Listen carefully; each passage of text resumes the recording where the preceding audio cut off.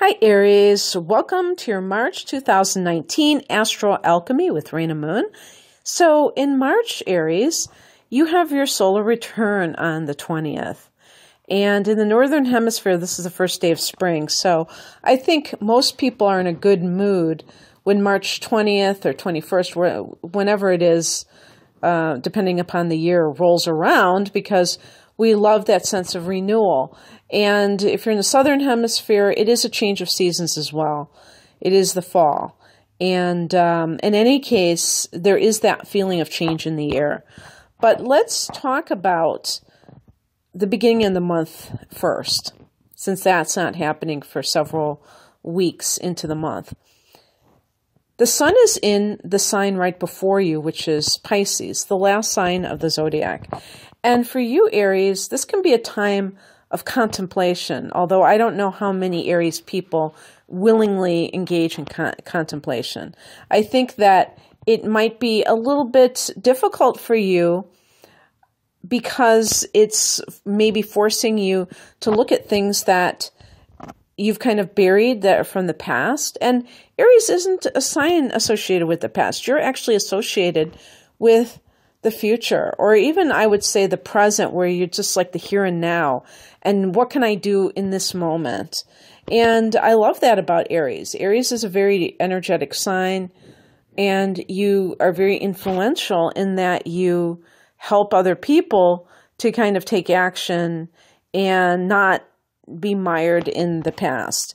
But sometimes there are things that need to be dealt with that were never kind of acknowledged or worked through, and perhaps that is something that is front and center for you for the first few weeks, because the sun is like shining a light on these hidden things, and there might even be like a physical sense of being drained, of like not being as energetic. You're usually the Energizer bunny, you know, but you may feel like a little bit less vital until your birthday time. On the first day of the month, Venus goes into Aquarius, and this is your 11th house of hopes and wishes. So this is a great time for you to schmooze, because you have had it in the 10th house of career, and now in the 11th house, you can take those wonderful benefits to your career and enhance them by connecting, networking with people. And you have this newfound charm in order to be social with others. Venus in the 11th house, you may just be more social than you usually are, Aries. And I think you're a fairly social sign. So you just may be getting in touch with your friends, and this is just great for making friendships and things like this, or just cementing friendships. On the 5th, Mercury goes retrograde in that 12th house. So it really is a contemplative time, and you're rethinking something that has to do with maybe, again, those dredged up memories, those spiritual matters that if some of you are into metaphysics or, you know, the Akashic Records, who knows, anything mystical, you may be, it could even be like retaking a course or rereading a book that you read that was really associated with something spiritual that really might have inspired you in the past. Because Mercury retrograde is a time for research or going over something, rethinking something, an idea that you have. And maybe this is about some kind of spiritual practice that you want to engage in, and you're not sure if you should do it or not, and you're kind of like researching it. On the 6th, Uranus leaves your sign finally. And Uranus has been here for 7 years. So Aries people have had a lot of change within who they are. But even like what other people can see on the surface, because the first house where Uranus has been is the house of like your physical appearance, your body. So you may have really radically altered how you look. And now Uranus is going into the second house in your money sector. For the next 7 years, you can expect, Aries, that your money situation may not be like just a steady weekly paycheck. But a lot of people, I think that you're going to appreciate what I'm saying, because a lot of people, like if I told this to a Taurus or I told this to a Cancer individual, they might be nervous. I think you are the kind of person who can just roll with it and who's like, oh, that's fine, you know. I don't mind, because, you know, Uranus is a very unpredictable influence, but it can be unpredictable in a great way. I might make more money than I ever have before, than I ever imagined I could make. It could be some fluke. You know, that's the thing about when we talk about like that kind of loose cannon type of what Uranus represents, this eccentric, and when something's unpredictable, it has the element of surprise, but it could surprise you in a positive way. On the same day, there's a new moon in Pisces, and this is going to be in that 12th house. So again, while you're going through this Mercury retrograde and this rethinking about something, you do have a new seeds being planted in the area of spirituality. And so I'm trying to think, let me think. The only thing I can think is that Jupiter is now in your 9th house, Aries, which is the God house, the house that it rules. And last year it was in your 8th house, the house of metaphysics. So maybe in the last couple of years, there are some Aries people who have gotten into this kind of thing. And this is just more of the same, of you really exploring spiritual practices, but maybe feeling like the timing is a bit off. And so you still are, you know, figuring out what you're going to do. On the 20th, there is your solar return, but on the same day, there's a full moon at 0 degrees of Libra. So even that seems like a new moon in my opinion, because it's at 0 degrees. You're actually going to have 2 of these full moons in Libra, one at 0 degrees, one at 29 degrees. That seems fairly significant to me, you know, in terms of representing the beginning and the end of something. So with the full moon in the 7th house of partnership, Aries, what could that possibly mean for you? Well, one thing is that at this 0 degree mark, this may be kind of like, I was going to say the beginning of the end, and I can just visualize all the people going for the dislike button. But again, even if there's an ending to a relationship, I'm talking about a committed partnership, this is a long time coming, in my opinion. This is not something just totally out of the box new. And it's kind of like stick a fork in it and it's done. So in that scenario, what I would say is that you may have been in denial, especially if you have Venus in Pisces, but it's not so much that you are just totally, you know, like totally unaware of a situation. You may still have tolerated somebody and made excuses for them in your mind because you really do love them. You really do care about them. And something may come into your awareness around the time of this 20th time that you can't ignore anymore. And you're forced to make a decision. Now, it could be by the time April 19th rolls around that it's finalized, that maybe you're still kind of deciding what to do, and then you finally decide to just part ways. But another example would be that you are dating someone and you decide we should make this permanent. Either get married, move in together, what have you. That your awareness is dawning on the fact that this person means the world to you, and you don't want to lose them. On the 26th, we have Venus in Pisces, going into Pisces. So it is that 12th house. So you have Venus going from the 11th house, that's very social, to the 12th house. Oh, I didn't say when Venus is in the 11th house, you may meet a love partner through your social circle. And then you may decide, hey, let's keep this under wraps. Let's not tell all our friends that we've decided to hook up or date because they're just going to get in our business, and I just don't want to answer these questions. I don't feel like it's any of their business. And just you could be very discreet about it. The 12th house is the house of, it could be like secret love affairs with Venus there. And maybe, there's always the possibility that it's some kind of a clandestine romance in a different way. Some people, come down on me about saying, oh, if you're dating a married person, or if you're married and you're seeing somebody, as if I'm endorsing that behavior. And of course I'm not. But I'm not going to ignore what this card, I said card, I was thinking of the tarot, what this transit represents, simply because it's not ethical or what have you, because it is what it is. It happens.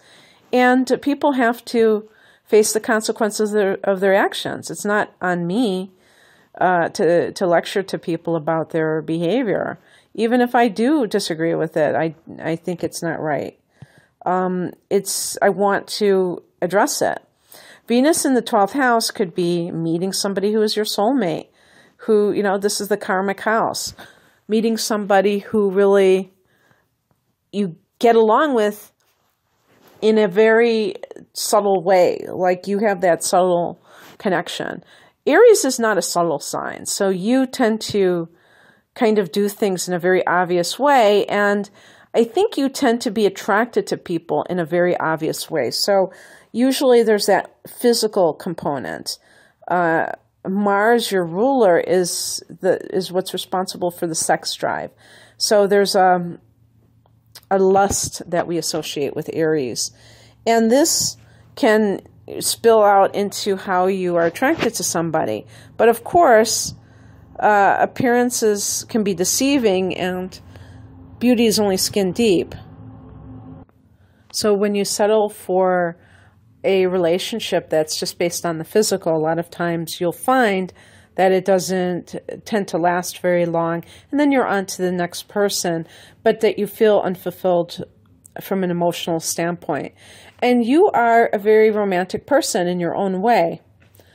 Some Aries may be like bulls in a china closet in terms of how you interact with potential partners. I mean, I'm talking about if you have a lot of Aries inner planets, just a lot of aggressive tendencies, but you have this definite ardent nature that is welcomed by others because it's not lukewarm, and so that people can sense the passion. But yes, this could be like more of a spiritual type of a connection, which would be very nice. And on the 28th, Mercury goes direct in that 12th house. So for you, Mercury is not going to wreak much havoc in the physical world. It's going to be more of your internal world. And because Mercury is in this 12th house, you may not be the most efficient, or I should say effective communicator at the moment, because when Mercury is in the 12th house, people tend to speak in riddles or just not be as succinct as they could be. And but you are more creative, I would think, and that could be very good for artists. On the 31st, but one thing I want to say about that Mercury direct, you may have come to some decision about how you're going to handle an issue that is connected with the 12th house. So maybe you have been wanting to delve into some kind of a spiritual training or what have you, and thinking that, is this the right thing for me? Is this the right fit? And kind of like researching it more and then saying, yep, this is what I'm going to do. On the 31st, Mars goes into Gemini, Mars has been all month in your second house of earned income in Taurus. And so this has been a very good time for you, Aries, to kind of hustle, make that money, maybe kind of having some stored up. Maybe there is some kind of a training that you're trying to save for, and then you're able to do it. Mars goes into the third house on the last day of the month. And so maybe you're working a side job just to be able to afford this. And so what I would say in closing is that there's a lot of emphasis on the 12th house before your solar return, which is not typically, not unusual. It's typical for this time of year to contain some of these influences. But because of the Mercury retrograde, that made it more emphasized even, that you're really thinking deeply about something that's related to the 12th house and how it is impacting your life. And yeah, I mean, some people may have even been getting into past life regression and they're just like totally consumed with it. And like, that's awesome, because I love to see Aries people really get involved in spirituality. You are a cardinal sign. You tend to be physically active. And sometimes that could cause you to neglect the other side of life. And this can make you a lot more, connected to being still and knowing and having that kind of like, I would call it like a delay where you kind of wait before taking action, which is a meditative kind of like a strategy, You're like very immediate, very spontaneous, and that can work on your behalf quite a bit. So I'm not saying that that is not ever indicated, but it's nice also to have this sense of, hey, I can just sit and be and not have to do anything. And I can also look at things that have been bothering me and not get mad about them. Like an Aries person, the anger is, you're very comfortable with anger because of your ruler Mars. But sometimes, I was gonna say too, if you have like Mars in the 12th house, that can lead to sublimating anger, or Mars in Pisces. So I'm not saying that it's not okay to express your anger. What I'm saying is to take that energy that is kind of contentious and like alchemy, transmute it into something that is more beneficial for yourself and for others.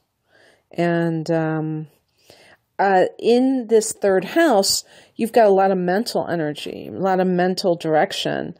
Maybe you are going to take some kind of a training course that has a spiritual nature theme to it, or just any kind of